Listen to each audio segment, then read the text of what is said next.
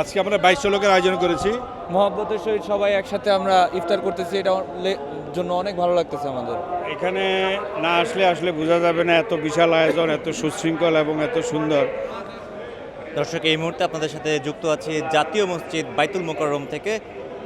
দেখানোর চেষ্টা করছি পবিত্র রমজান মাসে যারা রোজাদার ব্যক্তি রয়েছেন সেই রোজাদার মুসল্লিদের জন্য জাতীয় মসজিদ বাইতুল মোকাররম মসজিদের যেই কমিটি রয়েছে সেই কমিটির পক্ষ থেকে প্রায় 5000 মানুষের ইফতারের আয়োজন এখানে করা হয়েছে।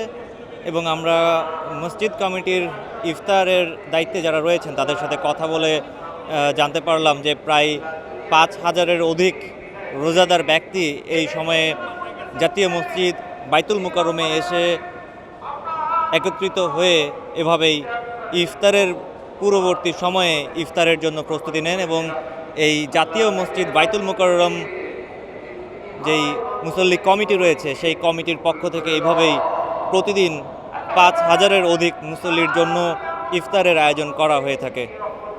দর্শক, এই মুহূর্তে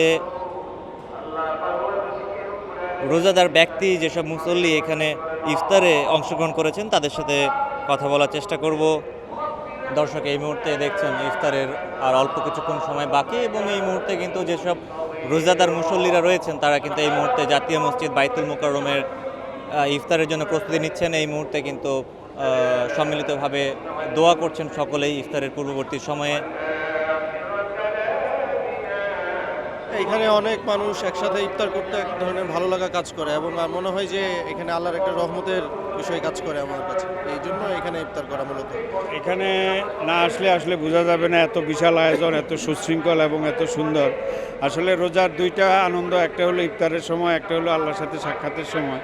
কিন্তু যখন ইফতার গণায় আসে দিনের বিকালের দিকে হয়, আমাদের শরীর ক্লান্ত হয়ে যায়, আমরা ইফতার করতে ভালো লাগে কিন্তু ইফতারের যে বিশাল আয়োজন, বিশাল কষ্ট, কিন্তু এখানে আসি দেখলাম যে মনে হয় যেন একটা উৎসবে পরিণত হয়েছে।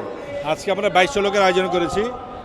আর এটা কিভাবে করব এটা তো আসলে আল্লাহরই, এটা আমাদের তো নিজেদের কিছু নাই, এটা হয়ে যাচ্ছে আর কি। সব দোকানদার, ব্যবসায়ী, সবচেয়ে সর্বোপরি আমাদের দোলন ভাই এটার ব্যাপারে করতেছে।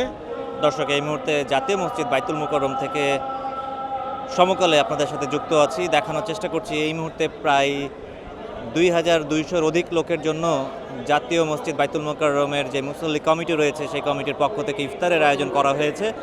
এবং এই মুসল্লি কমিটির যিনি সভাপতি তার সাথে কথা বললাম, তিনি জানালেন যে তারা প্রতিদিনই এরকম 2 থেকে 3000 মানুষের জন্য ইফতারের আয়োজন করে থাকেন। আলহামদুলিল্লাহ, অনেক ভালো লাগতেছে, কারণ এইভাবে সবাই একত্রিত হয়ে রমজান মাসে স্বাভাবিকত অনেকে চিনি না, তারপরেও যে মহব্বতের সহিত সবাই একসাথে আমরা ইফতার করতেছি, এটা জন্য অনেক ভালো লাগতেছে আমাদের। অফিসের থেকে আসছি, এসে এখানে নামাজ পড়লাম, নামাজ পড়ে এখানে আসলাম, ইফতার করতেছি। লেমন ব্রাইটের এক্সট্রিম ব্রাইট ফর্মুলা বাসন কোষণকে দেয় নতুনের মতো ঝকঝকে চেহারা। Lemon bright.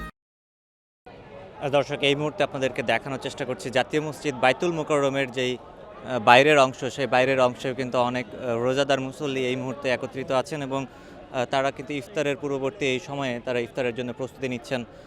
এবং জাতীয় মসজিদ বাইতুল মোকাররম মুসল্লি কমিটির যিনি সভাপতি তার সাথে কথা বলছিলাম, তিনি বলছিলেন যে এখানে আশেপাশে যত ব্যবসায়িক রয়েছেন, আশেপাশে যত জনসাধারণ রয়েছেন, অনেকেই এই মসজিদে কিন্তু এই ইফতার আয়োজনের জন্য অংশগ্রহণ করে থাকেন।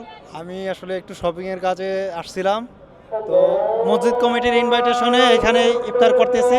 আলহামদুলিল্লাহ, সবাই একসাথে।